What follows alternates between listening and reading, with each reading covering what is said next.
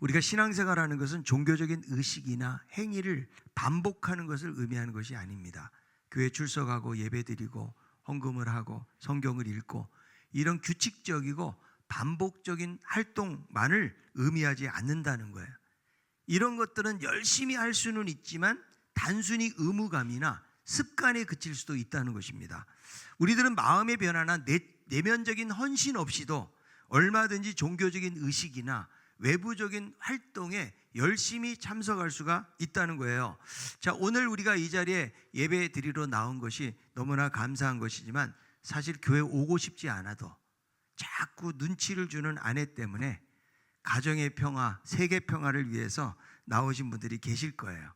아니면 어떤 의무감 때문에 오늘 안 나오면 죄책감이 생기고 마음이 찝찝하고 무거워지니까 나온 사람도 있고, 혹은 예배 참석 안 하고 그렇게 살다가 하나님의 마음이 상하면 괜히 무슨 일이라도 당할까 봐 약간 두려운 마음 때문에 나오신 분들도 계실지 모르겠어요. 그래서 우리가 하나님 앞에 이렇게 예배를 드려도 내면과는 상관없이 우리가 규칙적으로 반복을 할 수가 있다는 거예요. 근데 기독교 신앙이라는 것은 이것저것 하는 거, 종교적인 활동하는 거에 참여하는 거, 여러 가지 교리를 지키기 위한 노력, 이런 것으로 설명될 수가 없다는 거예요. 물론 신앙을 유지하는 데 너무 필요한 요소지만 그러나 본질이라고 말할 수가 없다는 거예요. 기독교의 본질은 무엇인가? 이것은 종교적인 활동이 아닙니다. 살아계신 하나님과 만나서 교제를 나누는 것이다. 그래서 신앙생활은 내가 얼마나 어떤 모임에 열심히 참여하는가의 문제가 아니고 나의 삶 속에서 얼마만큼 하나님을 기쁘시게 하는가, 이게 여러분 진정한 신앙생활이라고 말할 수가 있는 거죠. 그래서 나의 삶 속에서 하나님이 과연 무엇을 원하시는가, 이것을 생각하는 데서 복음적인 삶의 시작이 되어지는 거예요. 이것을 모르면 나는 나름대로 막 열심을 내고 살지만 하나님과 전혀 상관없이도 살아갈 수가 있다는 거죠. 자, 대표적인 인물이 사도 바울이거든요. 그는 하나님을 열심히 믿는 사람이었어요. 그래서 믿는 사람들을 막 잡으러 가고 핍박하고 죽이고 하는 일에 앞장을 서요. 자기 스스로는 하나님을 잘 믿는다고 여겼지만 그러나 가장 하나님의 마음을 아프게 한 사람 중에 한 사람이었다는 거죠. 그래서 예수님이 다메섹 도상에서 뭐라고 그랬어요? 네가 왜 나를 핍박하느냐? 이런 말씀하셨던 것을 볼 수가 있는 것이죠. 그러니까 우리들도 얼마든지 예배 참석하고 또 열심히 봉사하고 그리고 헌금한다고 할지라도 우리가 그것 자체가 하나님을 사랑하는 것으로 우리는 착각할 수가 있다는 거예요. 왜냐하면 단순한 의무감이나 혹은 자기 만족에서 비롯된 경우도 많이 있기 때문에. 오늘 우리가 나와서 이렇게 예배 드리잖아요. 하나님을 정말 사랑하는 마음으로 예배를 드리는 것입니까? 아니면 스스로가 갖게 되어지는 만족감 혹은 단순한 의무감 때문에 하나님 앞에 예배하고 있는 것인가? 우리는 하나님이 무엇을 원하는지를 알아야 돼요. 그래서 날마다 그 뜻을 헤아리면서 우리의 내면이 순종과 사랑으로 점점 예수님을 닮아가야 돼요. 이것이 우리들의 삶의 목표고 그리고 복음을 살아가는 거예요. 이 미가 선지자는 8세기 후반에 활동했는데 이 시기는 정치적으로 불안하고 아주 사회적 부패가 만연한 시기였어요. 이때는 정치적으로 볼 때는 북이스라엘이 아수르에 의해서 BC 722년에 멸망을 당하게 되어집니다. 그리고 유다도 점차적으로 이런 정치적인 압박과 위협을 받는 상황 가운데 있는 거예요. 그러니까 북이스라엘이 타락해가지고 멸망을 당했다면 유다는 돌이켜야 되는 거죠. 아, 하나님 말씀대로 살지 않다가 저렇게 멸망당했구나. 그리고 정신을 차려야 되는데 유다도 정신 차리지 못하고 있는 거예요. 그래서 사회적 불의와 종교적인 타락이 점점 심해져가는 그런 상황 속에서 영적인 위기감을 느끼면서 이 미가는 사회적인 불안과 그리고 형식적인 종교 생활에 대해서 적나라하게 고발하는 그런 모습을 볼 수가 있습니다. 하나님은 미가를 통해서 이런 메시지를 주셨는데 저는 이 말씀을 통해서 과연 복음으로 살아가는 것이 무엇인지를 나누려고 해요. 첫 번째, 복음으로 살아간다는 것은 형식적인 예배가 아니고 참된 예배를 드려야 된다는 거죠. 자, 미가서 6장을 보니까 고대 근동의 소송 형식을 따르고 있는데요. 우리가 읽지는 않았지만 앞에 있는 구절들을 보면은요, 지금 재판 형식처럼 진행이 되는 거예요. 요즘 TV 보면은 재판을 우리가 많은 국민들의 관심사잖아요. 많이 보게 되잖아요. 지금 원고는 하나님이에요. 피고가 이스라엘입니다. 그래서 하나님이 언약을 근거로 해가지고 이스라엘의 죄를 고발하시면서 그들의 변화를 촉구하고 있는 말씀이죠. 자, 미가서 6장 3절이에요. 이르시기를 내 백성아 내가 무엇을 내게 행하였으며 무슨 일로 너를 괴롭게 하였느냐 너는 내게 증언하라. 자, 내 백성아 내가 너에게 무엇을 행했느냐, 내가 너를 괴롭게 한 적이 있느냐, 내가 너희들에게 무슨 잘못을 했기에 너희들이 나를 떠나고 배반하고 있느냐, 이런 말씀이에요. 그러니까 우리는 이 말씀 속에서 하나님의 마음을 알게 되는 거죠.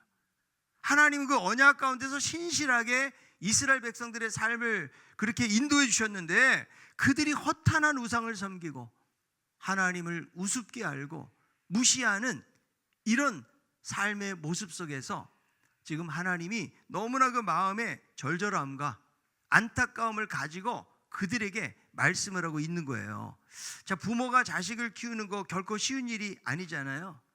근데 막상 자식들을 잘 키워놓으면 뭐 효도하는 자녀도 있지만 내가 왜 하고 싶은 거 못하겠냐, 대체 왜 이렇게 나를 힘들게 하느냐라고 그렇게 대들면 사실 부모 입장에서는 여러 가지로 마음이 힘든 거죠. 정상적인 부모라면 자녀 다 잘 키우고 싶지 않겠어요? 그래서 최선을 다해서 정말 정성을 다해서 키웠는데 자식이 부모를 함부로 무시하고 그렇게 말을 한다 그러면 그 마음이 어떨까 하는 것이죠. 이 사랑이라는 것은 심는 대로 거둬지는 거예요. 내가 부모로서 도리를 잘 못해가지고 자녀들이 상처를 입거나 잘못 자랄 수도 있습니다. 그러나 그래도 내가 부모로서 최선을 다하고 사랑을 베풀고 잘 키우잖아요. 그러면 정도의 차이는 있지만 대부분의 자녀들은요 부모에게 함부로 하지 않는다는 거죠. 사랑을 베푼 만큼 그 사랑을 가지고 대하게 된다는 거예요. 그런데 지금 이스라엘 백성들은 어때요? 하나님이 얼마나 사랑하셨는지 몰라요. 그들을 선택된 백성으로 삼아주시고 사랑하셨을 뿐만 아니라 베푸신 은혜가 얼마나 큰지. 그래서 역사적인 회고를 합니다. 애굽의 종살이에서 벗어나서 가나안 땅에 입성하기까지를 우리가 앞에 있는 구절들에 보니까 그런 말씀을 지금 하고 있는 거예요. 400년 종살이 하다가 출애굽을 하게 되잖아요. 홍해를 건넙니다. 광야 40년의 그 생활을 보내게 돼요. 그리고 가나안 땅에 입성하지 않습니까? 가나안 땅에 어떻게 들어가서 그 철기 민족, 철기를 사용하는 이스라엘은 청동기예요. 그 7 민족들이 있거든요. 어떻게 이길 수가 있겠어요? 근데 우리가 여호수아서를 보면 어때요? 이 전쟁은 사람의 전쟁이 아닌 거예요. 하나님의 전쟁. 그래서 여리고성을 무너뜨릴 때도 어떻게 합니까? 그냥 한 바퀴씩 도는 거예요. 마지막 날 7바퀴 돌고 나팔 불고 소리 지르니까 여리고성이 무너진 거예요. 인간의 힘으로 되는 것이 아니고 하나님이 행하셨다는 거죠. 그래서 가나안에 입성할 때까지 여러 가지 하나님께서 베푸셨던 그런 은혜들을 다시 한번 해고하게 만들고 있다는 거죠. 그러니까 하나님은 나는 언약을 지키기 위해서 이렇게 신실하게 너희들을 이끌어 왔는데 너희들이 이렇게 타락한 거 아무 근거도 없다.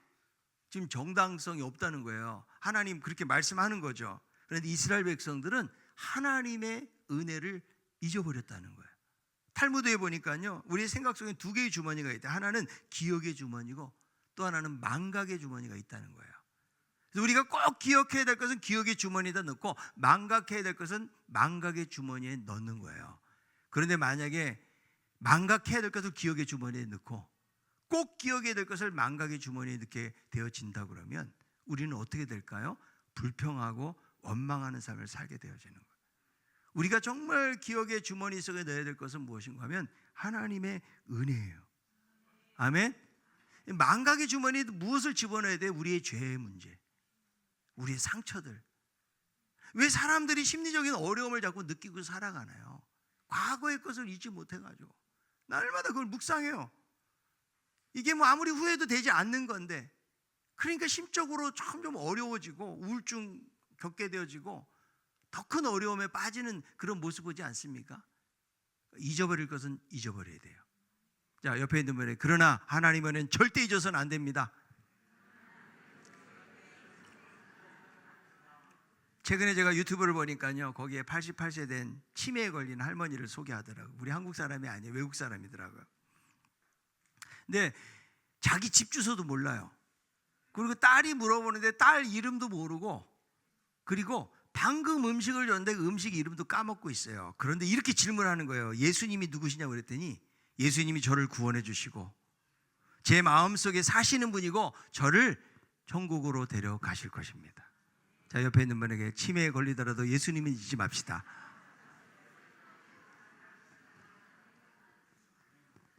이거 얼마나 은혜예요, 여러분. 예? 그러니까 미가는 하나님이 괴롭히는 분이 아니라는 거예요. 이스라엘이 연약함에도 불구하고 사랑하시고 인도하는 분이라는 사실을 확인시켜주면서, 그렇다면 과연 어떻게 살아야 되는지를 오늘 본문을 통해서 말씀해주고 있다는 거죠. 자, 미가서 6장 6절 7절에 있는 말씀 읽어봅니다. 내가 무엇을 가지고 여호와 앞에 나아가며 높으신 하나님께 경배할까? 내가 번제물로 1년 된 송아지를 가지고 그 앞에 나아갈까? 여호와께서 천천의 순양이나 만만의 강물 같은 기름을 기뻐하실까? 내 허물을 위하여 내 맏아들을 내 영혼의 죄로 말미암아 내 몸에 열매를 드릴까? 그러니까 하나님 앞에 나아가서 예배를 드리는데 1년 된 송아지는 그 당시에 하나님 앞에 드리는 최고의 제물 중에 하나였다고요. 6절에 근데 보면 경배라는 말이 나오는데, 이 경배라는 말은 자발적인 의미보다는 어떤 강력한 힘에 의해서 굴복을 당하는 굴종의 의미가 여기 더 포함되어진 그런 단어를 사용하고 있어요.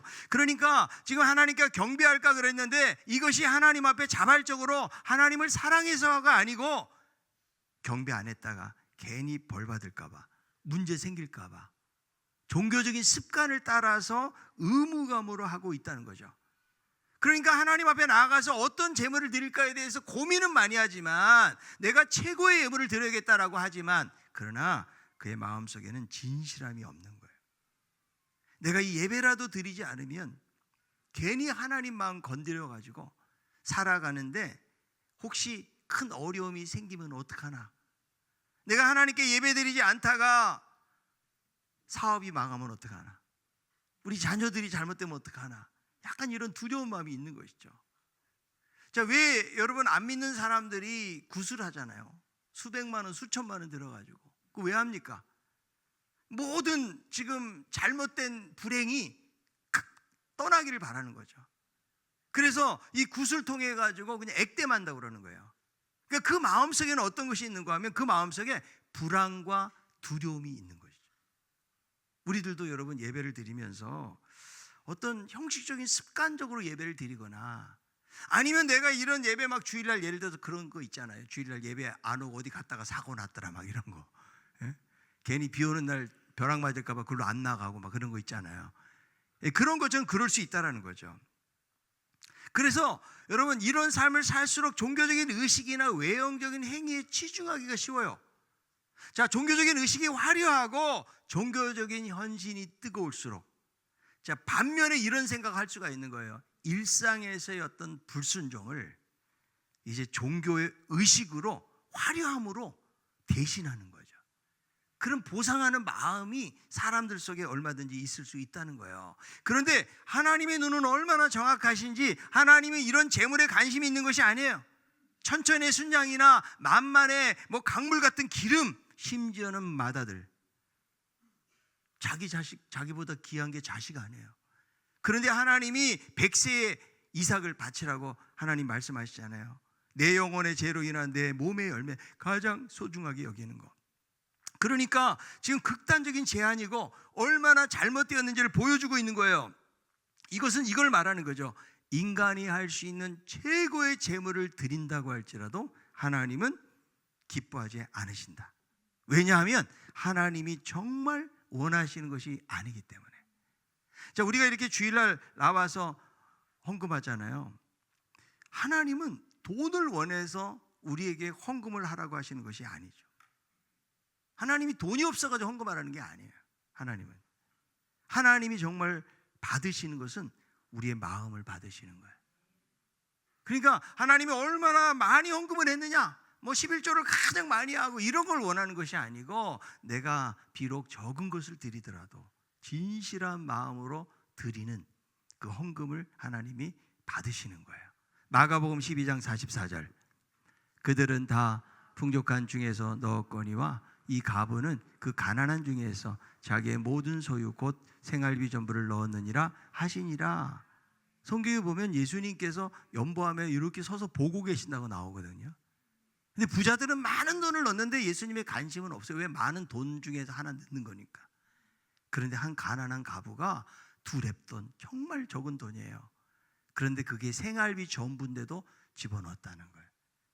그러니까 그것은 무엇을 말해요? 절대적인 믿음으로 하나님 사랑하는 마음으로 했다는 그 마음을 주님은 헤아리고 계시다라는 거예요. 그래서 우리가 헌금할 때 가장 중요한 구절 중에 하나인데 고린도후서 9장 7절에 있는 말씀이에요. 각각 그 마음에 정한 대로 할 것이요 인색함으로나 억지로 하지 말지니 하나님은 즐겨내는 자를 사랑하시니라. 하나님은 어떤 자를 사랑하신다고요? 즐겁게 내는 자를 사랑하세요. 그러니까 여러분 헌금할 때 인상 쓰고 내지 마세요. 즐거운 마음으로. 그리고 각각 그 마음에 뭐한 대로? 정한 대로라고 그랬죠. 미리 정해놔야 돼.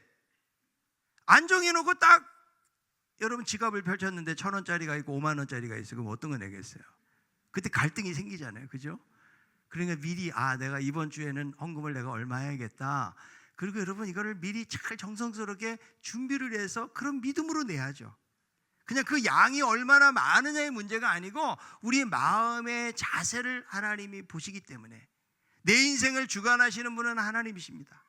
우리가 열심히 수고하고 여러분 뛰어다녀도 아침 일찍 일어나면 늦게 누우며 수고의 떡을 먹으면 헛되다 그랬잖아요. 하나님이 여러분 건강 주셔야 돼요. 내가 막 열심히 막 돈은 버는데 돈만 번다고 우리 영혼이 풍족해질 수가 없거든요. 우리의 고백은 하나님이 내 인생을 주관하시고 다스리신다. 그런 믿음을 가지고 하나님을 주인 삼고 그리고 하나님 앞에 드리고 나누고 베푸는 삶을 살아갈 때에 하나님의 은혜가 넘치게 될 줄로 믿습니다. 하나님은 제사보다도 진실된 마음을 원하세요. 그래서 요한복음 4장 24절에 하나님은 영이시니 예배하는 자가 영과 진리로 예배할지니라. 영으로 아주 영적인 차원에서 드려지는 예배니까 하나님의 말씀과 인격 속에서 이것이 온전히 드려져야 된다라고 말씀해 주고 있다는 거예요. 자, 예배는요 외형적인 행위가 아닙니다. 영적인 차원에서 이루어지는 거예요.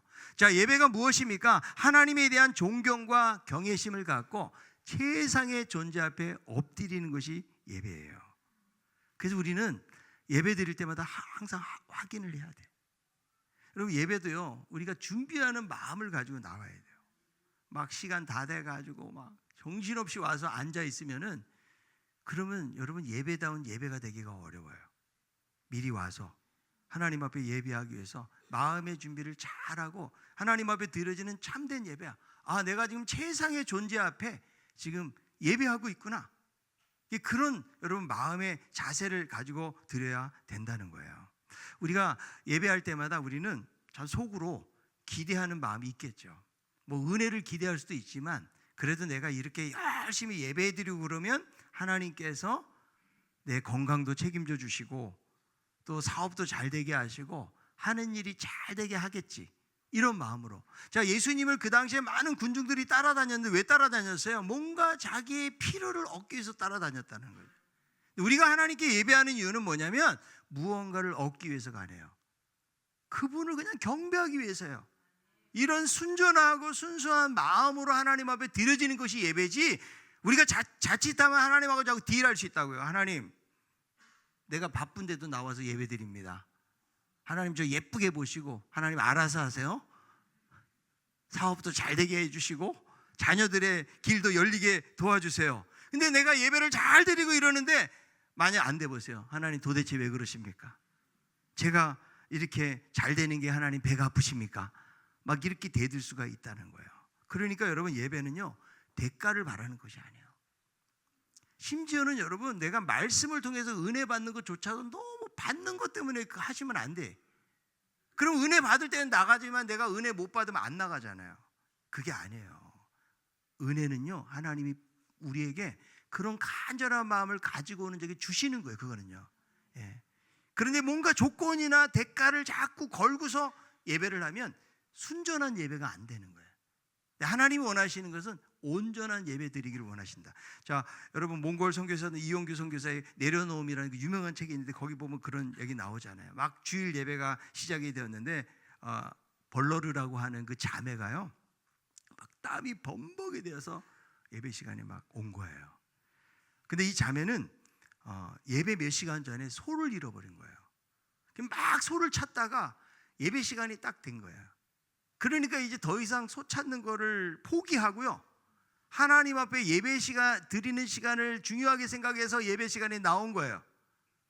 그래서 예배를 드리는데 이 당시에 뭐 이 자매가 소가 얼마나 큰 재산입니까? 근데 뭐 찾는 게 얼마나 여러분 중요한 일이겠어요? 우리가 만약에 예배와 지금 소를 찾는다, 자동차를 잃어버렸다, 그럼 어떤 거 하겠어요? 아마 우리는 그 찾으러 갔을지 모르겠어요.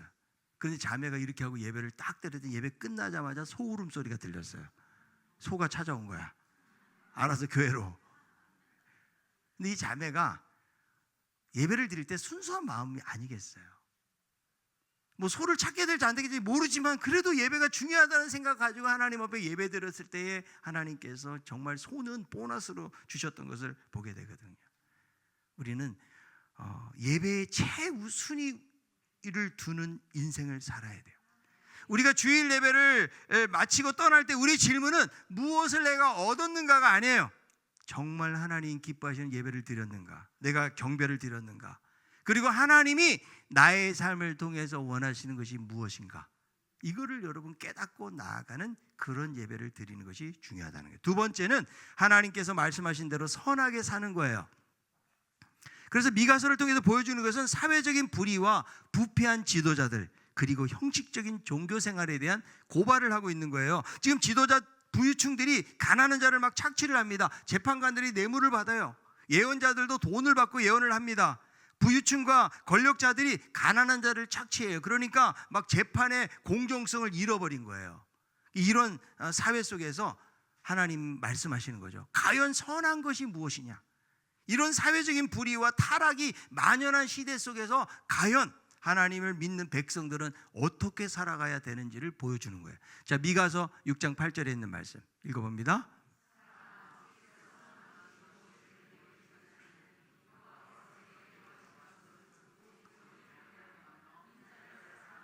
겸손하게 내 하나님과 함께 행하는 것이 아니냐?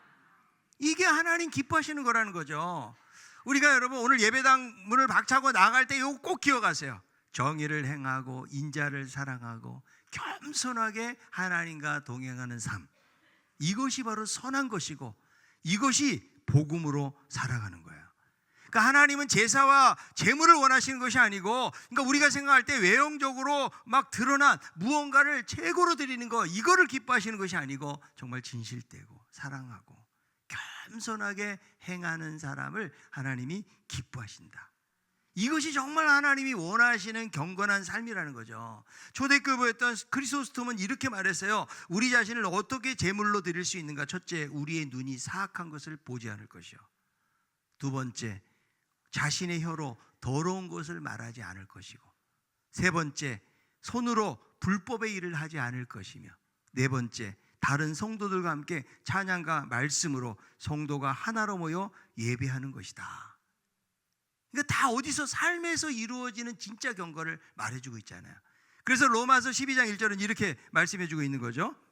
그러므로 형제들아, 내가 하나님의 모든 자비하심으로 너희를 권하노니 너희 몸을 하나님이 기뻐하시는 거룩한 산 제물로 드리라. 이는 너희가 드릴 영적 예배니라. 자, 구약에서는 죽은 제물을 드렸지만 신약에 와서 어떻게 우리가, 자, 옆에 있는 분이 당신이 살아있는 제물입니다.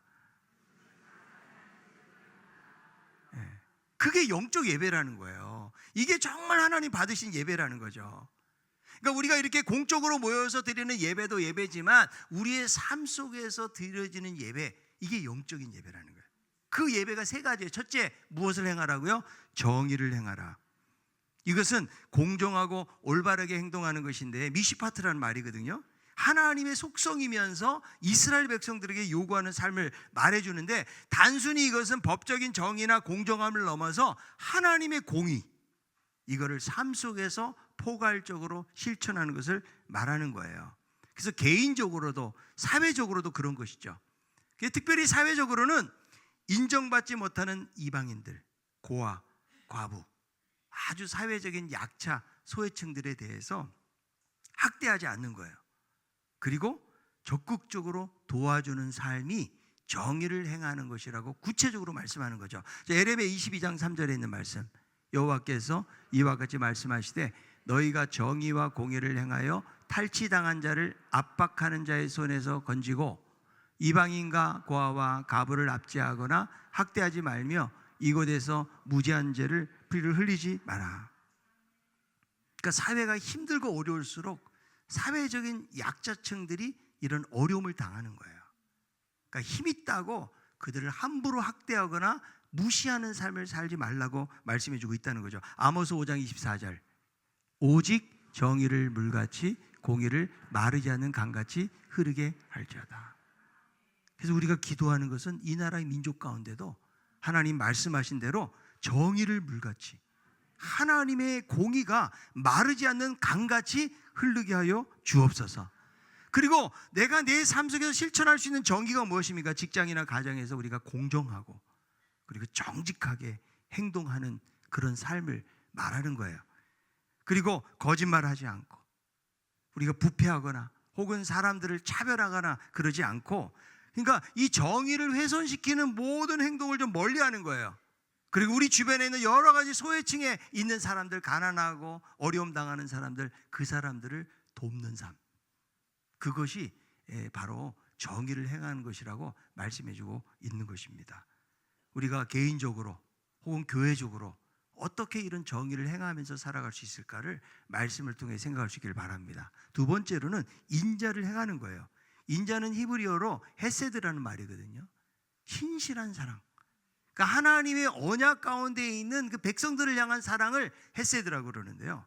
이 헤세드의 사랑은 조건 없는 사랑이에요. 하나님이 왜 이스라엘을 선택하셨을까요? 조건 없어요. 그냥 하나님의 사랑이 임한 거예요. 자, 우리가 다 어떻게 예수 믿고 이렇게 구원받을 수 있을까요? 이게 조건 없는 하나님의 사랑 때문에 그런 거예요. 아멘? 그래서 인자를 사랑하라는 말은 뭐냐면 우리는 근데 다 사랑해도 조건이 있는 거죠. 이 사람이 잘해야 나도 사랑하는 거예요. 남편이 나한테 잘해야 나도 사랑을 하는 거죠. 그런데 이 인자는 무엇입니까? 하나님의 사랑은 조건 없는 사랑이에요. 그래서 에베소서는 이렇게 말해요. 4장 32절, 서로 친절하게 하며 불쌍히 여기며 서로 용서하기를 하나님이 그리스도 안에서 너희를 용서하신 같이 하라. 자, 옆에 있는 분에게 제가 좀 더 친절해지겠습니다.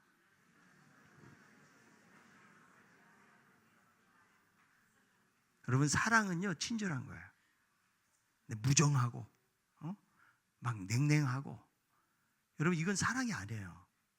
그래서 예수님 믿고 변화된 사람들은 내가 이전에는 그렇게 살았는지 몰라도 예수님 믿고 새 사람을 입고 사는 사람들은 어때요? 우리가 부드러워지는 거예요. 자, 옆에 있는 분이 당신 얼굴 보니까 좀 부드러워진 것 같습니다.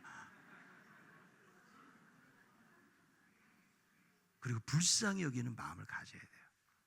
우리 그리스도인들에게 이 그리스도의 긍휼이 없잖아요. 아무것도 없는 거예요. 하나님 우리를 너무 사랑하시니까 죄인들도 긍휼히 여기는 마음으로 그 인자를 행하신 거예요.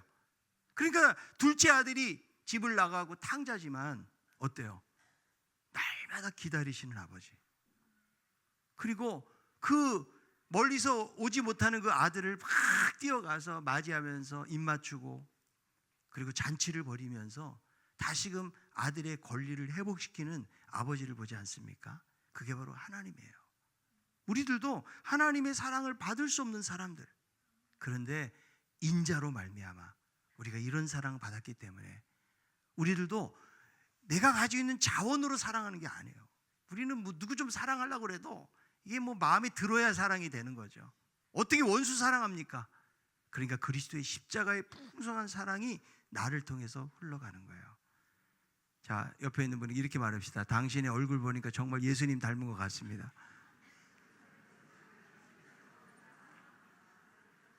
이렇게 말해놨으니까 인상 안 쓸 것 같아요. 이제 나가면 조금 뭔가 좀 달라지지 않을까. 이게 달라져야 돼요. 마지막 세 번째가 뭐냐면 겸손하게 하나님과 동행하는 삶이에요. 겸손하다는 것은 뭐냐면 단순히 뭐 겸양만을 의미하는 것이 아니에요. 하나님의 말씀 속에서 자기를 발견하는 거예요. 그리고 그 말씀에 순종하면서 하나님과 동행하는 삶을 살아가는 거. 에녹이 하나님하고 동행하면서 300년을 살았다고 그랬잖아요. 이게 참 중요한 것 같아요. 우리가 살아가면서. 근데 겸손하지 않는 사람은 하나님하고 동행할 수가 없는 거예요. 우리가 어떻게 보면 그냥 내가 하나님인 척하고 살아. 왜 그럴까요? 내가 내 미래에 대해서 다 계획하고 준비하고 장담하고. 그러나 그것은 너무 허탈한 것이다. 왜? 우리의 인생은 안개와 같기 때문에 그렇다는 거예요. 그래서 늘 주님이 나와 동행하시기 때문에 우리는 하나님처럼 살면 안 돼요. 그런데 아담과 하와가 어디서 넘어졌습니까? 이거 먹으면 하나님처럼 된다는 말에 넘어간 거 아니에요. 우리는 하나님일 수가 없어요. 피조물은요, 늘 하나님과의 관계 속에서 진정한 행복을 누리게 되어 있는 거예요. 여러분, 순간순간 하나님을 의지하고 겸손한 마음으로 주님과 동행하는 삶을 살기를 원하고 계시다라는 거예요. 우리의 신앙생활은요, 내가 뭔가 좀 열심히 했다고 되는 게 아니에요. 살아보세요. 내 힘으로 안 된다는 사실을 우리는 경험하지 않습니까? 그래서 우리의 고백은 오늘도 내가 그리스도가 아니면 안 됩니다. 오늘도 내가 주님이 아니면 안 됩니다. 나는 포도나무요 너희는 가지이니 너희가 나를 떠나서는 아무것도 할 수 없다고 말씀해 주셨기 때문에 내가 순간순간 주님을 의지하고 주님과 동행하는 삶을 살지 않으면 우린 결코 승리하는 삶을 살아갈 수가 없다는 거예요.